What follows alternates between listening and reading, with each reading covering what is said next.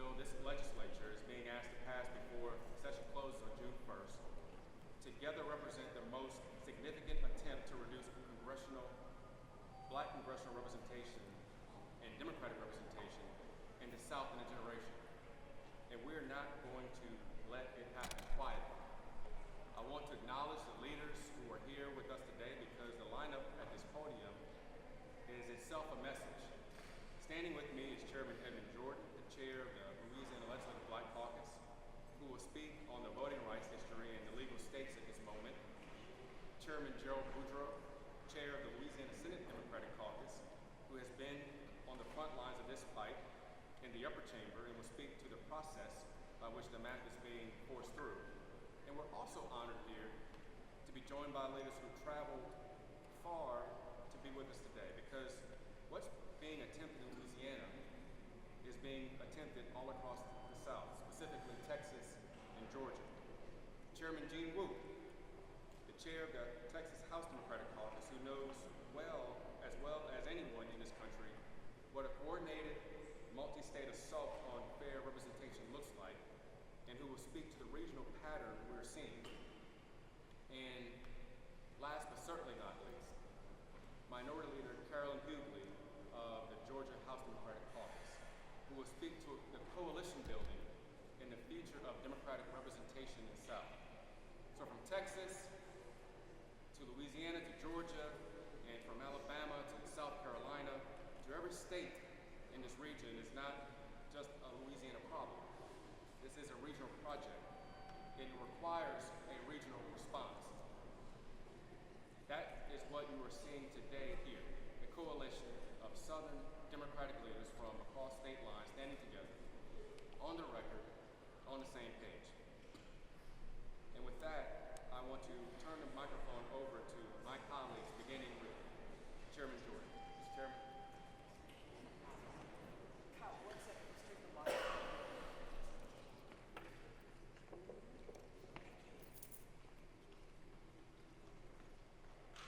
All right, are we good? Oh, not better, okay. Again, Edmond Jordan, State Representative, House District 29, Chair of the Louisiana Legislative Black Caucus. You know, when we met on those steps in October of last year, and we were talking about the Callais decision before it came out, and somebody had asked me, what is at stake? And I said, everything is at stake. But I think at the time, people didn't think that this was a possibility. I think we were all hopeful that the Supreme Court would uphold Section 2 in a way that would preserve black representation, not only in these congressional districts, but whether it's legislative districts, whether it's metro council districts, whether it's anything, that it would be preserved. Now that we know that is not the case. I've said before, in 1867 and 1868, we had 42 African Americans here in this body. Of the 98 delegates that were part of that 67-68 Constitutional Convention, 49 of them were black.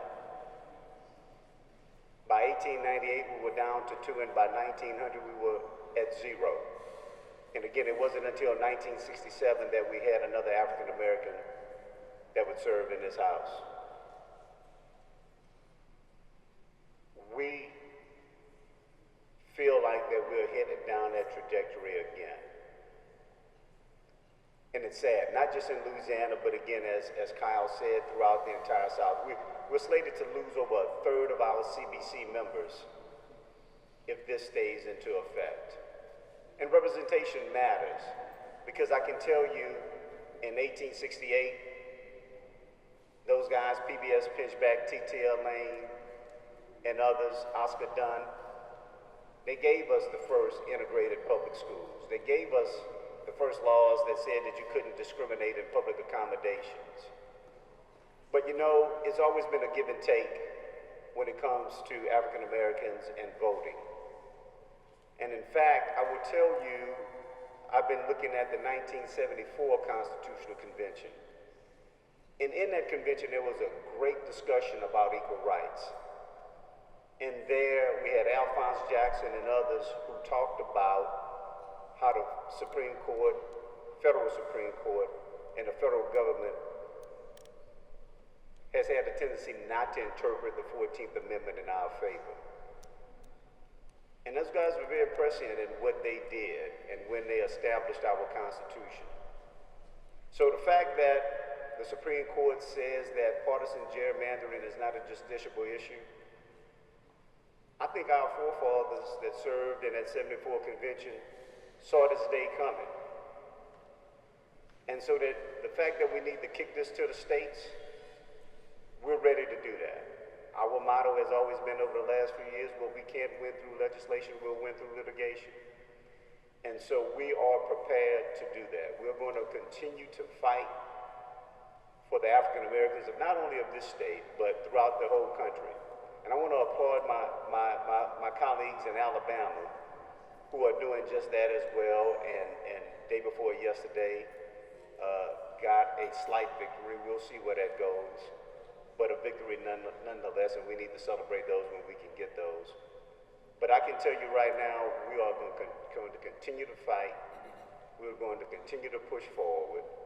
I have no doubt in my mind when tomorrow comes, like I said before, when people show you who they are, believe them.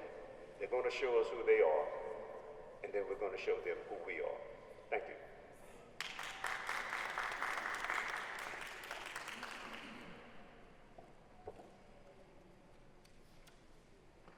Good afternoon, and I'll be brief with my remarks. I think Chairman Jordan and Chairman Green pretty much hit on it. I want to just acknowledge again the presence of our colleagues from the state of Texas and Georgia who have traveled here to join us as we continue this fight and stand together on this very, very, I'm sorry, Mississippi is in the house. Go ahead, there she is. Hey, yes. Thank you. So that speaks volumes as to where we are, where we now say Texas, Mississippi, and Georgia have come to Louisiana to stand with us on this very important issue. As I said, I'll be brief, and I just want to speak from the Senate perspective about why this issue matters so much. Because at the end of the day, redistricting is about people.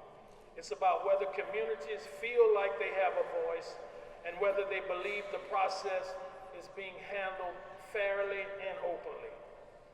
People may not always agree on the politics, but they should be able to trust the process.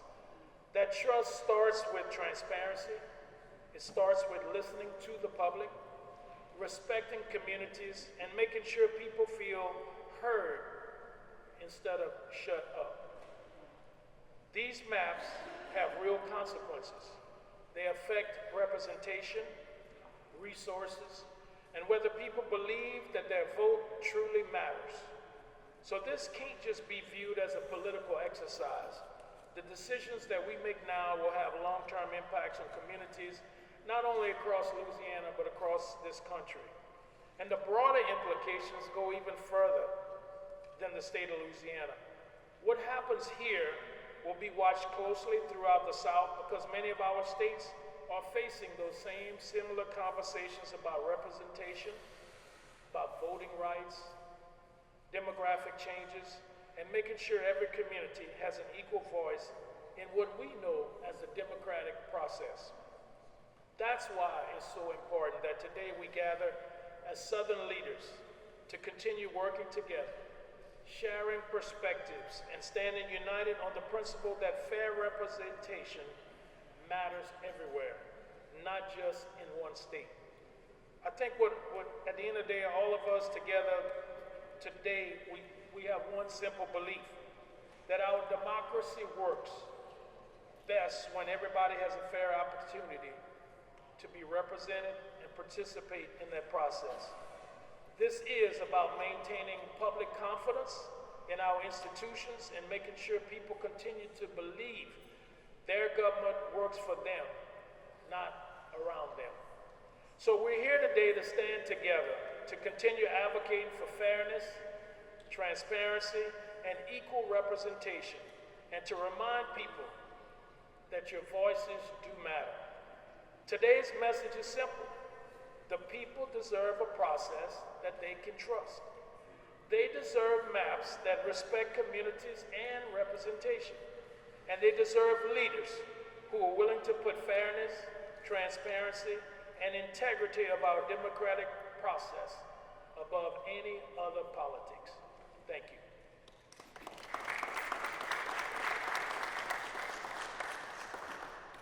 Thanks so much.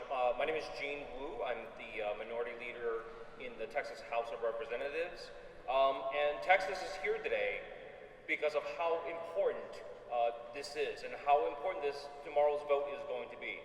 Because if you're thinking that this is just about Democrats, or if you're thinking this is just about the black community, you're wrong. Because if you're upset about how expensive and unaffordable everything is, this is their tool to keep it that way. If you're mad about how much your schools are underfunded, how little your teachers get paid, and how old your kids' textbooks are, this is how they do it. If you're mad that our healthcare system is broken and unaffordable and inaccessible, this is how they do it. Redistricting, gerrymandering, this is how they steal the American dream from you. This is how they steal your democracy. And this is not limited to just the black community. This is where it starts.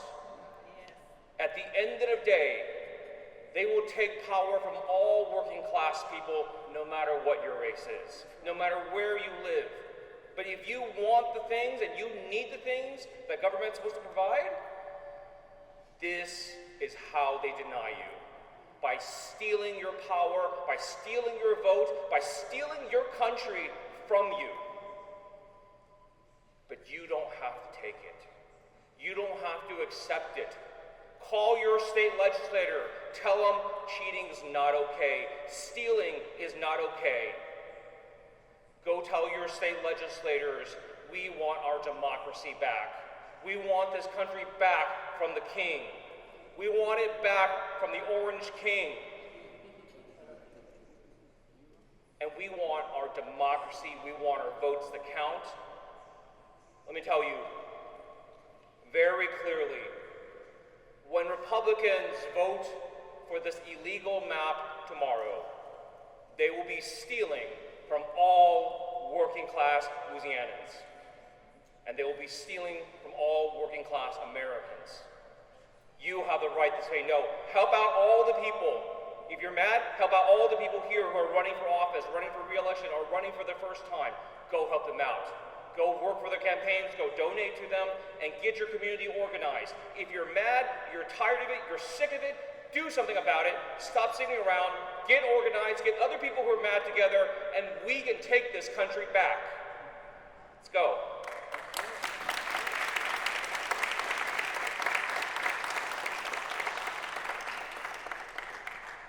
Good afternoon. I want to thank our colleagues here in Louisiana for allowing us to be here today. I'm State Representative Carolyn Hugley, the leader of the Georgia House Democratic Caucus. And I come to Louisiana today with urgency in my spirit and determination in my heart. For you see, I am a daughter of the South. And I want to tell you where I come from. I was born in a small town in East Arkansas. And before anybody knew my name, before anybody knew what I would become, the first thing written down about me on my birth certificate was colored. They didn't think I was a person. They didn't think I was a child worthy of anything. I was just colored. That was the government's word for me. That was the label that the state placed on my life from the moment that I entered this world. And that label was not just a word. It was a system determined where I could go to school, where I could sit, where I could live, whether my family's voice would ever matter in the halls of power. And my parents were hard-working people, but their taxes did not matter. During that time, we know that Black Americans across the South were being beaten and arrested and killed simply for trying to vote. The government was not neutral. It was not colorblind. The government was used as a weapon against our community. It used the laws, it used courts, it used maps to make sure that people who looked like me would never have real representation, that we would never be heard, that we would be present but never powerful. To this day, as minority leader, when I enter the halls of the Georgia House of Representatives, I carry that colored girl with me. I carry that history with me every single day. And that is why I've spent my career fighting to make sure that what was done to us, what was written on my birth certificate before I could even speak, would never define another generation. I'm sharing this with you today because what the Supreme Court did with the Callais decision feels hauntingly familiar to me. Nobody is writing colored on birth certificates anymore. But when you hear a community's representation is being drawn off the map and politicians act as if they are doing what is right and legal and proper, what is the difference? The outcome is the same. You become invisible. You are voiceless. You are told that you don't fully belong. The court just dismantled one of the most important protections in the Voting Rights Act, the very law that was passed because the government had spent generations using every tool at its disposal to keep Black Americans from having any real say about what would happen to them. Republican legislatures have already told their donors that this ruling will transform their power in 2026. They have been preparing for this moment because they know they cannot survive fair elections. Without fair maps, politicians can cut services, close hospitals, and defund neighborhood schools without facing any consequences. Without fair representation, our communities can be ignored, underfunded, and left behind. The label, yes, may look different today, but the intention is still the same. I've seen this before. I was born into this, and I will not watch my granddaughter inherit this too.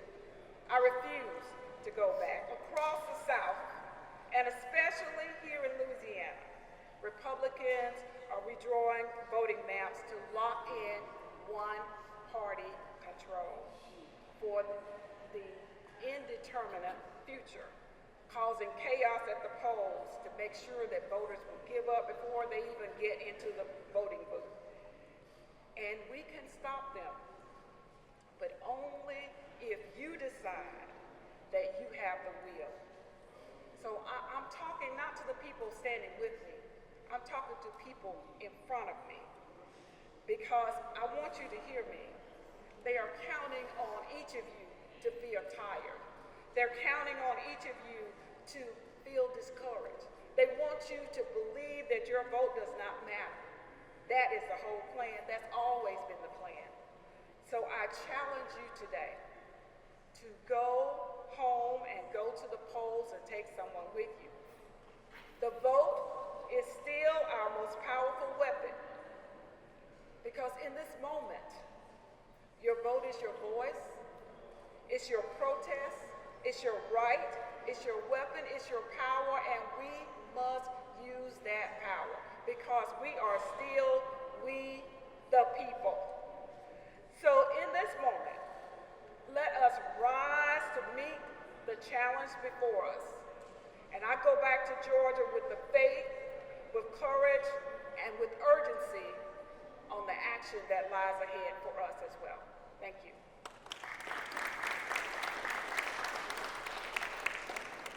Thank you, Representative Hugley. I want to depart a little bit from the showrun of show and allow Representative Zakiya Summers, State Representative of House District 68, Mississippi, House Representatives, to speak. Well, thank you all so much. I am Zakiya Summers, State Representative for House District 68 in the great state of Mississippi. I bring you greetings on behalf of our chairman of the Mississippi Legislative Black Caucus, Representative Kareem, and our minority leaders, Senator Derek Simmons and Representative Robert Johnson. It's an honor to be with my colleagues here in the great state of Louisiana, surrounded by allies from colleagues in other states. And it may be a little bit hard to see me because I got my gym shoes on today, and I wanted to be a part of the Saints when we go marching in, and I wanted to be in the number no matter what it costs for us to be here today to speak to you all, the people of the great state of Louisiana and across this country about what is at risk. What's happening in Louisiana is not just staying in Louisiana, folks. It's happening all across the South.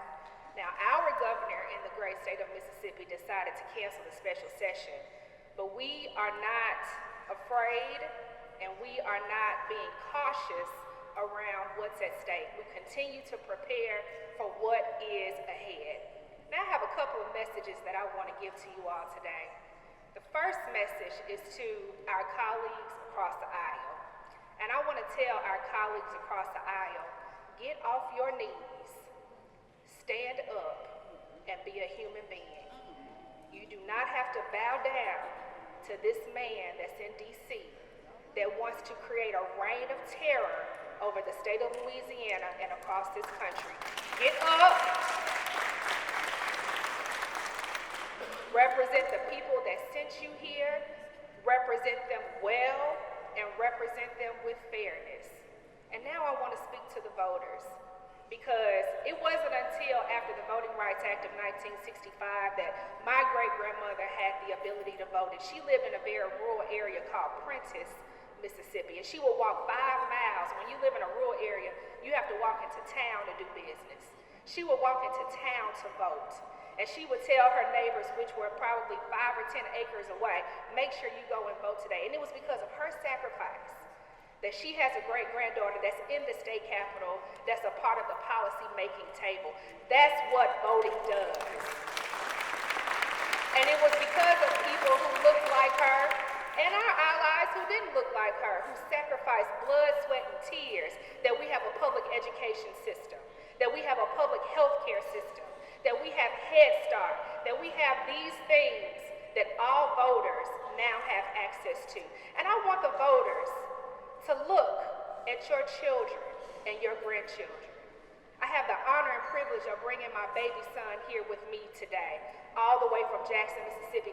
Look into their eyes and tell them that you are going to stand on the right side of history. You're going to stand on the right side of history when it comes to electing those individuals that represent your interests and represent the best of Louisiana and not a power grab. And then my third message is to my colleagues that I stand here with today. And I want to encourage you, because Scripture says all things work together for the good of those who love the Lord. Not some things, but all things. So you all stand strong and know that your people in Mississippi and across the South are standing with you. We will fight together. I want to thank Senator Duplessis and Representative Freeman for inviting me to be here, y'all. Let's get to work.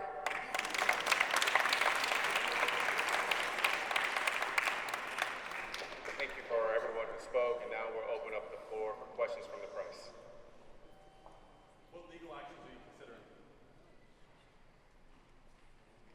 Well, we think that racial and partisan gerrymandering are prohibited. So right now we're looking at those things, and once the, if and when, but I'm under no delusions that this map will pass, so I'll say when it does, we'll move forward from there and you'll see it. Two related questions.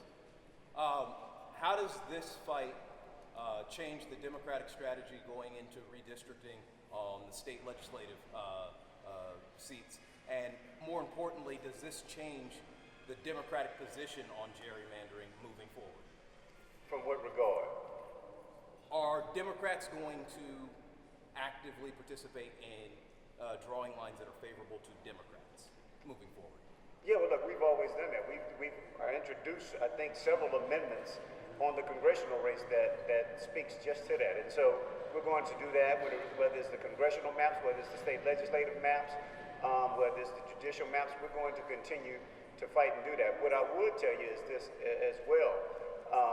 I think most of you know, you've heard it before, we still have a plurality of Democrats in the state, 36% Democrat, 35% Republican, and then the other are no parties. But what I would tell you is that margin would be even greater had the Secretary of State not purged a disproportionate amount of Democratic voters. So I think somebody just said over 500,000. So I think what we need to do is make sure that those voters that have been purged re-register and get back on those rolls. And if we do that, it's going to be even a wider margin. So if we're talking about, again, we've said this before, instead of losing a seat in Congress, we should be gaining a seat. Instead of it being 5-1, it really should be 3-3 at a minimum. And so we are going to continue to fight that. We're going to continue to push forward, and that's part of our strategy as we move forward.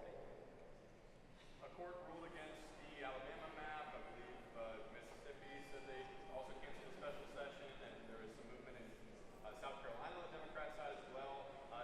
What does that tell you? That tells me that, hey, look, the people are tired of this. They're seeing exactly what's happening. I think Chairman Wu just said it. They see us trying to steal our democracy right in front of our eyes, and people are just not tolerating it anymore. And what I would tell you is, just like they're trying to give us a 5-1 map, the people spoke just last week. They defeated these constitutional amendments 0 for 5. The people, the last 2 years, the people have spoken and said what they believe and given their opinion on these policies. These are policies that are failing Louisianians, and the last 2 times they've had a real opportunity to tell the governor and the Republicans how they feel. We've seen it in those election results. We've seen a surge in interest for this recall for the governor. Is that something the party supports? You want to speak for the party? I think the party takes a position that the things that this governor has done would warrant a recall. It's in the law that if any one of us takes an action that's contrary to the will of the voters, they have a process to remove us from office, and I think that's exactly what interested constituents are exercising the right that's afforded to them under the law. Sorry, just to clarify, you said that some of the actions that the governor has taken warrant a recall. Is that correct? Could theoretically warrant a recall. I mean, that's up to the person who is engaging or initiating the recall. If you look at what we've done, particularly with respect to the city of New Orleans, removing an individual who was duly elected from that position of clerk right before he was slated to take office. That in of itself, I think, probably would have spurred an individual wanting to initiate a recall petition. But it's not That's just my best guess. Not necessarily endorsed by the party. I'm sorry? Not specifically endorsed by the party. I don't have any information to make that determination that it is endorsed or not. A follow-up question for Rep. Jordan regarding legal action. You said, it's a matter of when the map is going to pass. Could you give us a sense of how quickly we'll see litigation? Look, I would tell you, I would think in the next 30 days, but I can't necessarily say it's going to be the day after.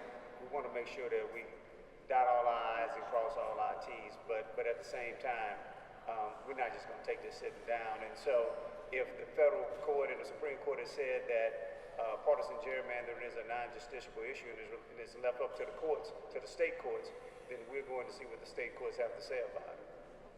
And is it Representative Wu? Yes. Chairman Wu? Sorry, I apologize for not getting the title quite right. Can you talk about why it was important for you to show up to Louisiana today for this news conference?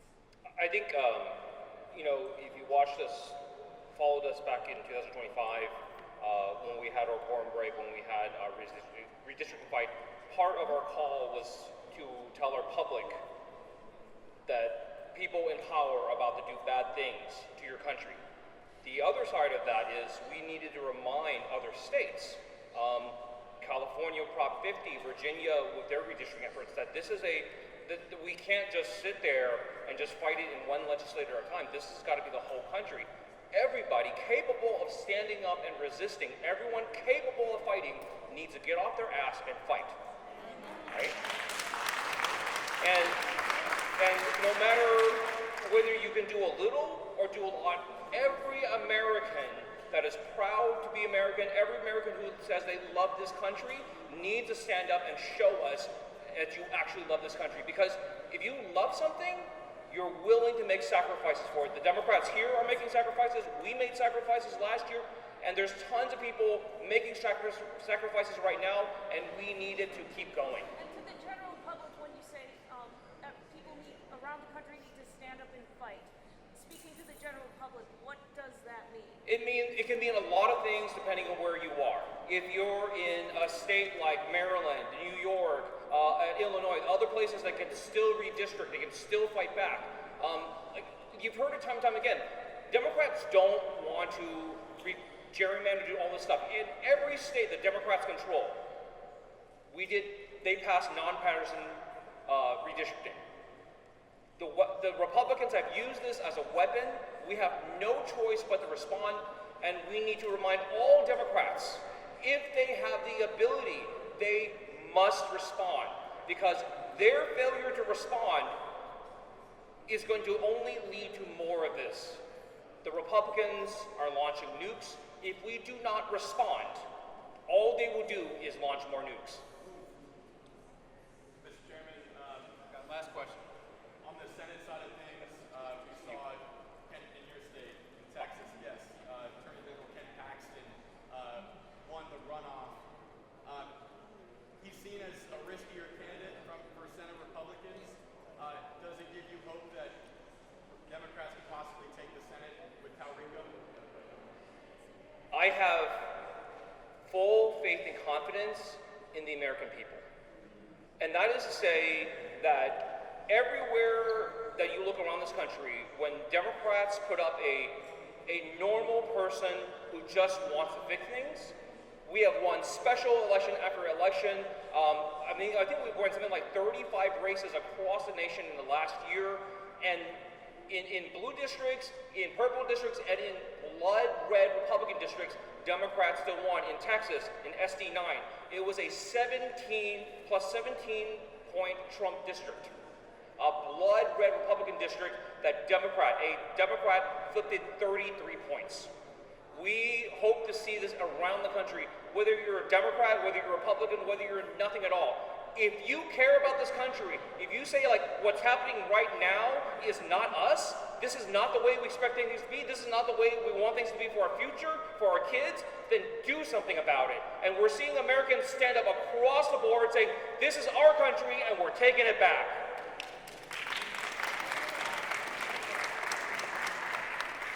Thank you, guys. I just want to add and remind the voters that today is the last day to register in person or by mail.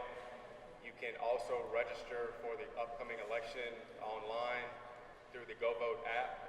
The deadline is June 6th. So thank you, and that concludes our press conference for today. Thank you.